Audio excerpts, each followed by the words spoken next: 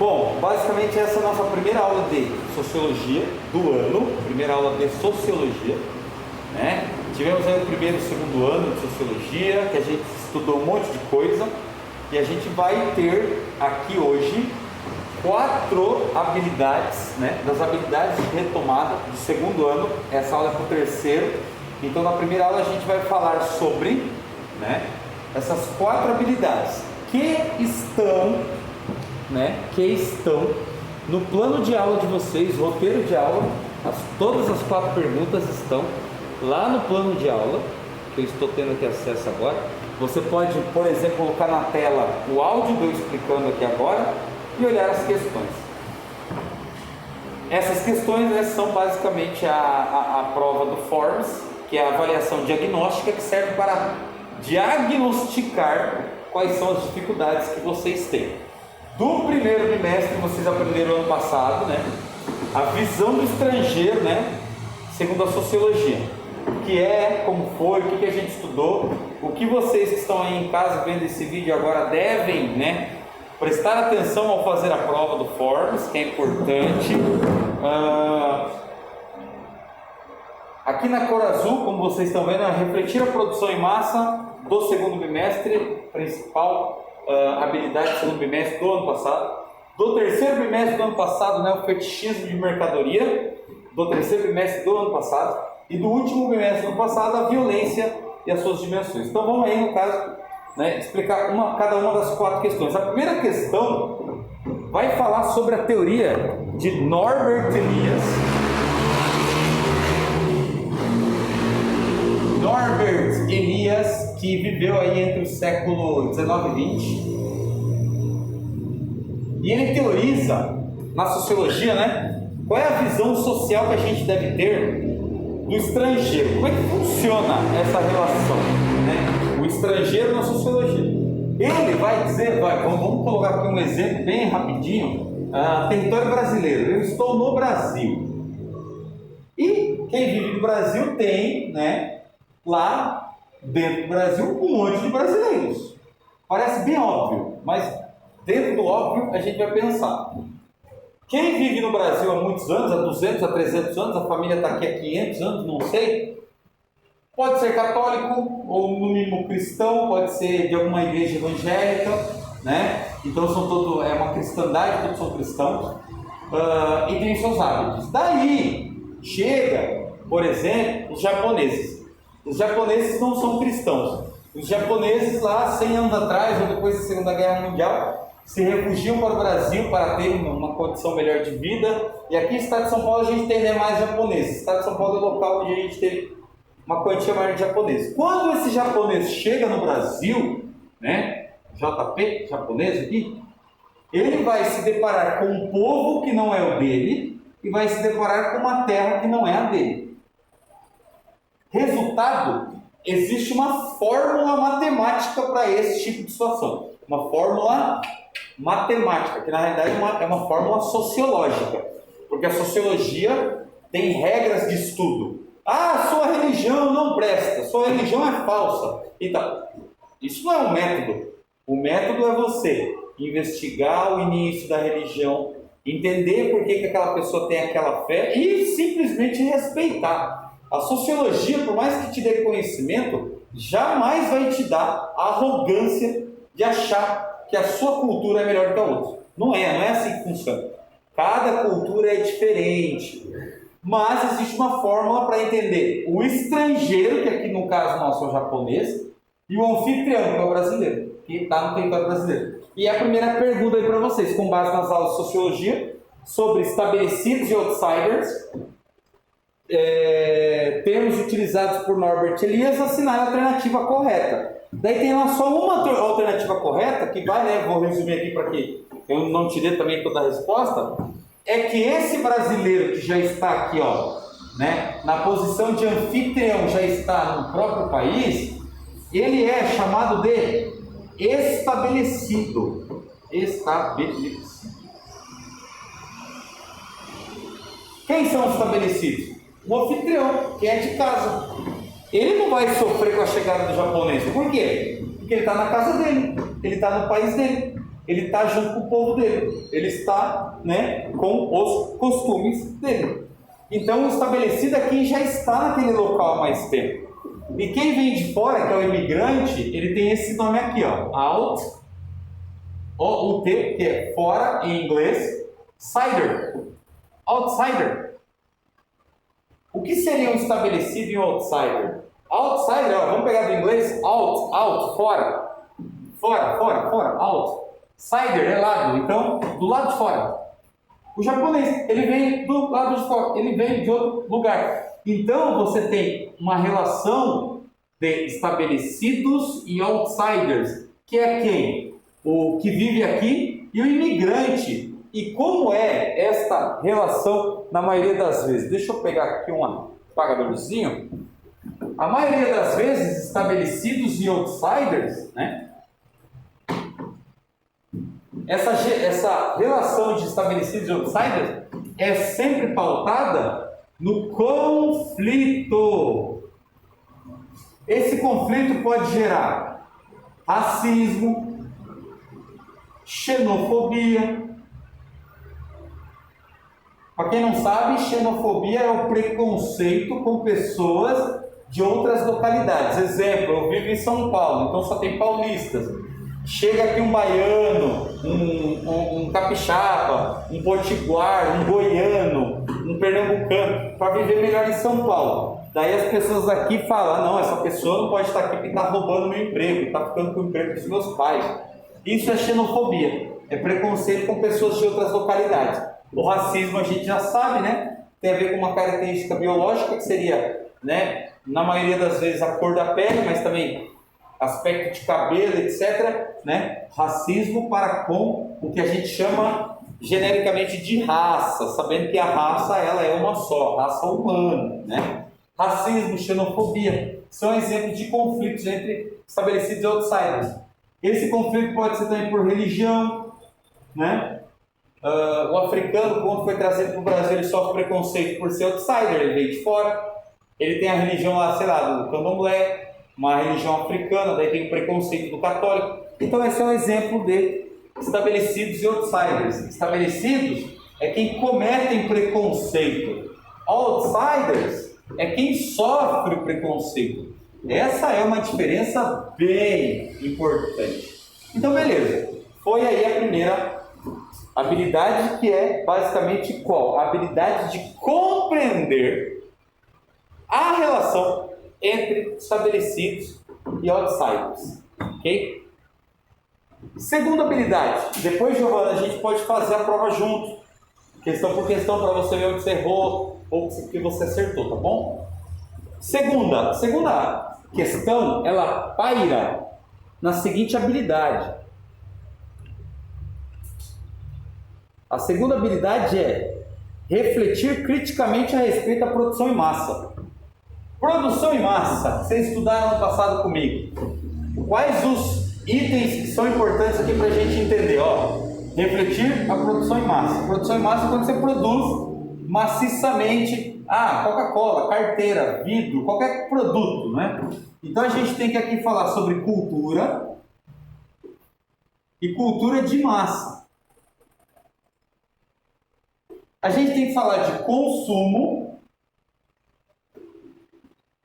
e de consumismo, né? E além de tudo isso, a gente tem que falar também dos jovens. Aqui de uma forma que você entenda rapidamente. Como é hoje a cultura dos jovens? Os jovens, eles compram. É aquela cultura, né, de comprar. Dentro, então, da cultura jovem, né, como a gente é criado hoje, então a gente tem aqui uma diferença desse estilo de vida do jovem para o estilo de vida, né, das pessoas do passado. Quando eu falo jovem, uma pessoa que tem mais de 50 anos e que compra, ela tenta, né, uma pessoa de 50 anos tenta o quê? Ser mais jovem, né? Faz uma plástica, compra uma calça ou anda de bermuda e coloca um boné na cabeça para parecer mais jovem. Então, você vai ligar lá a televisão, vai ver um filme, repare, a donzela e o mocinho, na maioria das vezes, são jovens. Então o mundo mostra pra gente que a gente tem que seguir esse ideal de jovem. E o jovem é que consome, é quem, né, vai no shopping comprar coisas para comer, que passeia, que viaja. Então, nós vivemos um consumismo. Olha a diferença. Consumo é quando você come, se alimenta e vive do básico. Só que nós não vivemos uma sociedade mais do consumo. A gente vai além de consumir o básico. A gente vive uma sociedade dentro do consumismo. Ou seja, quando você troca de celular todo ano, todos os meses, quando você compra um monte de aparato tecnológico, você nem precisa disso para viver. Mas dentro do consumismo, a gente tem aqui uma categoria que é o lazer. Comprar um videogame, comprar uma calça jeans de marca. Não, eu não quero uma calça jeans de 100 reais, eu quero uma calça jeans de 500 reais. Eu quero não um tênis de 300 reais. Um tênis de 1.000 reais é mais legal. Então essa é o quê? Uma ideia pela qual consumismo, né, cria os jovens. Tá, mas quem faz isso? São os jovens? Não. São as empresas que vendem um iPhone, por exemplo, que querem chamar a atenção do jovem. Compre, esse celular é melhor, ele tem funções melhores. Então você acaba saindo do consumo que era o básico, que estava aqui, e passa para tudo que é interessante aqui, ó, supérfluo, né? Desnecessário, luxo. Essa palavra é perfeita. Luxo, é um luxo. Por que você precisa ter? Qual é a diferença daquele colar de pérolas para um colar de plástico, se o brilho for o mesmo? Nenhum. Mas a funcionalidade ali, o status social de olha o meu carro, olha a minha roupa, isso é uma cultura sim, e que é vendida aos jovens. Por que os jovens? Porque além da vitalidade, do ânimo que eles têm, eles são pessoas que consomem muito, que compram muito, e as marcas querem vender. Então, já estamos refletindo sobre a produção em massa. Por que a gente produz tanta roupa cara? Por que tudo à nossa volta é um produto? Esse apagador é produto, esse canetão é produto, né? Essa camiseta, tudo é produto, tudo é jogado, né, numa fábrica, e uma esteira rolante gospe aquilo, e aquilo tem que ser vendido para não dar prejuízo. Então, você tem propagandas, marketing, né, comerciais, para que essas pessoas comprem. Esse é o mundo que você vive, o consumo versus o consumismo. Então, dentro dessa lógica, a gente está aqui o quê? Criticando a produção em massa. A gente está problematizando, mas isso faz bem, sempre ter um celular melhor, sempre ter um celular com uma função melhor. Obviamente que eu não sou ninguém para dizer para você que você tem que fazer da sua vida. Mas é interessante na aula de sociologia a gente ter um momento para refletir sobre isso. Você não precisa parar de comprar coisas. Ninguém tem que dizer para você o que você tem que comprar, deixar de comprar. Mas é interessante você ter essa crítica. Não, eu sei que eu estou sendo usado pelo mercado. Eu sei que eu estou sendo usado pelo consumismo, mas eu adoro. Então eu continuo. Mas é importante a gente saber que isso faz parte do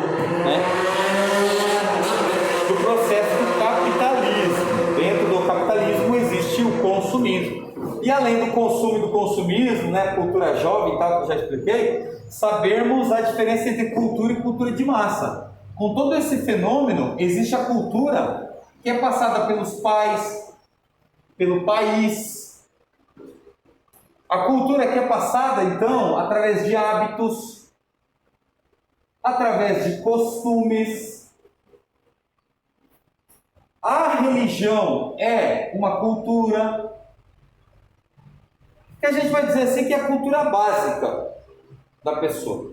Só que agora é cultura versus cultura de massa. O que é cultura de massa? Tudo que é passado pela TV, tudo que é passado pela internet, tudo que é passado pela rádio.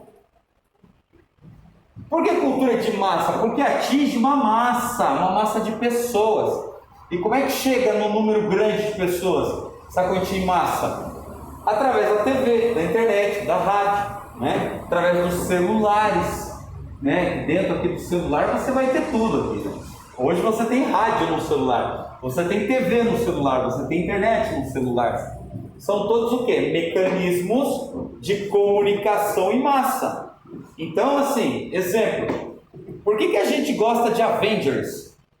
Por que a gente gosta, né, da Liga da Justiça? É uma cultura passada através da internet, através dos Estados Unidos. Então a gente compra essa cultura. O jovem, o ideal de jovem, sou jovem, quero parecer jovem e quero consumir.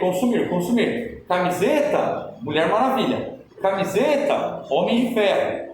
Liga da Justiça, Batman, não sei o que, super-heróis, né? Tá bom, já estou fazendo aí uma confusão com os super-heróis da DC e da mas eu não me importo, tá? Não é esse não sei, desculpa.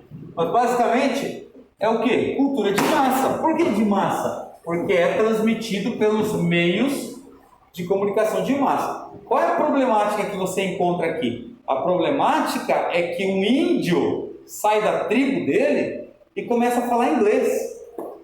E esse índio, ele começa a consumir produtos dos Estados Unidos. Então ele deixa de lado a própria cultura, que era o primeiro item aqui, ó, cultura do país, dos pais, hábitos, costumes, religião, para seguir a cultura de massa. Então pode ser que no futuro, o que aconteça? Nós cheguemos, todos nós, né, vamos chegar ao ponto de falar a mesma língua. A pessoa que nasceu lá numa tribo, lá na Mongólia, vai falar inglês, e o sorocabano, que é caipira aqui de São Paulo, vai falar inglês também. É a cultura de massa. Qual é o problema disso? É que as culturas estão sendo esquecidas. As culturas indígenas, as culturas quilombolas, as culturas de pessoas que vivem no deserto, os berberes, por exemplo. O que vai acontecer com a cultura dessas pessoas? Vai ser, né, extinguido, pode desaparecer. Por quê? Porque todo mundo agora tem internet, celular, etc. Então, segunda habilidade, já está feita, vou apagar, refletir a produção em massa. Como a produção em massa afeta a nossa vida. Como a produção em massa está presente na nossa vida. Agora vem já, né, de bate-pronto, temos agora aqui, terceira habilidade, que é fetichismo de mercadoria. Alienação na produção. É a mesma linha de raciocínio da habilidade anterior. Por quê? Porque nós criamos um fetiche de sempre ter que comprar mercadoria. Aqui está dentro de consumismo ainda. Nós temos uma tara de comprar sempre um relógio melhor, um celular melhor, uma roupa melhor, um tênis melhor, uma televisão melhor, uma casa melhor. Consumir. Então aqui já tem, né, embutida uma alienação. Você é alienado, ou seja, você é controlado pelo mercado. Você vê uma ideia de comprar e já sai comprando. Então isso é ser alienado. No processo de produção, tudo é produzido para o meu bem-estar, para que eu possa consumir, comprar. Então aqui está simples também. A questão, tome cuidado, leia com atenção. Deixa eu ver aqui bonitinho o que eu perguntei, né? Veja lá qual é a alternativa incorreta, tá? Nessa prova que eu coloquei bastante coisa incorreta, então se tem 5 alternativas, 4 vão estar certas. Uma vai estar incorreta, essa incorreta é que pode ser, né, que deve ser assinalada. Então toma cuidado lá, leia com atenção. E a última habilidade, violência em suas dimensões. A violência, ela pode ser de 2 tipos, né? 2 subtipos aqui, que é a física e a simbólica psicológica. Essa é uma questão bem fácil, bem tranquila, porque a gente sabe quais são os tipos de violência, né? Uma violência física é basicamente quando você utiliza suas forças físicas para agredir uma pessoa. E ela pode se dar por vários motivos. Por que o ser humano, né, pratica violência? Ele pratica violência porque ele é frustrado, porque ele é muito sentimental, porque ele dá importância para tudo. Ele pode brigar no trânsito por causa de uma batida.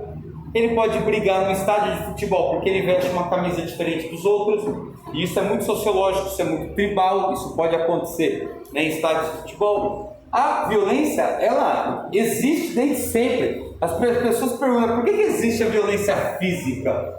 Oxe, por quê? As sociedades foram formadas através de guerras. O colonialismo, o que os brancos fizeram com os índios? Pura violência física. Além do colonialismo, a gente tem a questão da escravidão. A escravidão é um dos tipos de violência mais covarde que existe. O ser humano sempre foi mesquinho, sempre quis dinheiro. E só depois que chegaram algumas leis é que ele teve que abrir mão desses tipos de violência. Mas uma sociedade, países, culturas foram feitas em cima de violência. Então a violência, ela na realidade é mais comum e mais normal do que a gente possa imaginar. O que acontece é que hoje nós vivemos uma sociedade pacífica, inteligente, mundo ocidental, século XXI, ano 2021, em que o correto, o normal, né, perante as instituições de leis, é não sermos violentos. Mas a violência já faz parte da cultura humana desde os primórdios. A gente sempre usou de violência para educar os filhos, para tomar outros países. Então a violência física sempre esteve presente. Daí agora a gente tem que abordar um outro tipo de violência, que é a violência simbólica psicológica, que são o quê? Normalmente ameaças, né?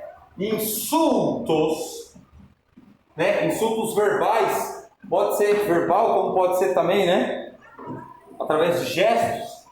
Quais os exemplos de violência simbólica que nós temos assim vivos na sociedade, né? Feminicídio não, mas o machismo, né? Feminicídio já é uma violência física, porque feminicídio é o assassinato ou o óbito, né, de uma pessoa do sexo feminino. Então, o machismo é um exemplo de violência simbólica. Que mais? O racismo, homofobia, ameaça, insultos. O que mais é uma violência simbólica, né? Todo mundo vai passar por isso, trabalhando, né? Mais cedo ou mais tarde, mas assédio moral. Assédio moral, que é quando, né, o chefe ele se coloca numa posição de humilhar o seu empregado só porque ele é o chefe. Além do assédio moral, você tem também o assédio sexual, normalmente, né, cometido por homens e sofrido por mulheres. Todo esse tipo de violência pode gerar doenças, enfermidades no indivíduo, certo? E essa última questão é a questão mais fácil, mais simples. Só leiam com atenção para que vocês não errem. Bem tranquilo, bem, né, fácil. E o último exemplo aqui de violência simbólica, psicológica, é o bullying. Acho que é o Y primeiro e o I depois, é isso? O bullying, que é, né, a forma humilhante que alguns colegas tratam os outros, colocam apelidos, e essa pessoa, essa criança, ela acaba por ser aí, né, agredida psicologicamente. É um tipo de agressão que também faz parte da nossa sociedade. Bom, é isso. O vídeo deu 23 minutos. Bastante até, queria menos, mas tudo bem. Se vocês precisarem de qualquer coisa, manda um zap para o professor. Lembrando que essa é a aula 1 de Sociologia. E toda semana eu vou postar uma aula com uma numeração nova. Daí vocês seguem por lá, ou pelo centro de mídias também, como vocês preferirem. E se tiverem perguntas, questionamentos, mandem para o professor Henrique, tá? Lembrando que eu dou para vocês, terceiro, aqui é terceiro, né? É verdade, terceiro. Não, para vocês eu dou apenas Sociologia. Achei que era projeto de vida também. Ok? Obrigado e dá like e me segue.